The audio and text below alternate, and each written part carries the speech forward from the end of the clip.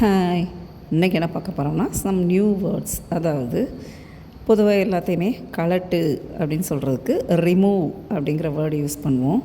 But எல்லா இடத்துலையுமே remove அப்படிங்கிற வேர்டு யூஸ் பண்ணக்கூடாது. Instead of that we may use different words. அது என்னங்களாம் அப்படின்னு பார்ப்போமா? ஷூவை கலட்டு அப்படிங்கிறதுக்கு ஈஸியாக ரிமூவ் யுவர் ஷூஸ்னு சொல்லிடுவோம்.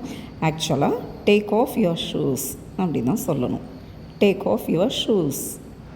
இந்த ட்ரெஸ்ஸில் இல்லை ஏதாவது சம் ப்ராடக்ட்ஸ்லாம் ஸ்டிக்கர் ஒட்டியிருக்கோம். அப்போ சொல்லுவோம் அந்த ஸ்டிக்கரை பிச்சு எடுத்துரு அப்படின்னு சொல்லுவோம். அதை எப்படி சொல்லலாம்னா பீல் ஆஃப் த ஸ்டிக்கர்.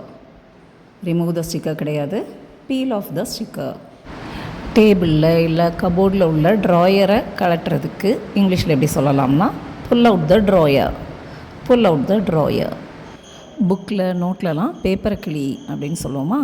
அந்த பேப்பரை கிழிக்கிறதுக்கு tear out the paper. tear out the paper அப்படின்னு சொல்லலாம். உன்னுடைய மேக்கப்லாம் கலைச்சிரு அப்படின்னு சொல்லுவோமா?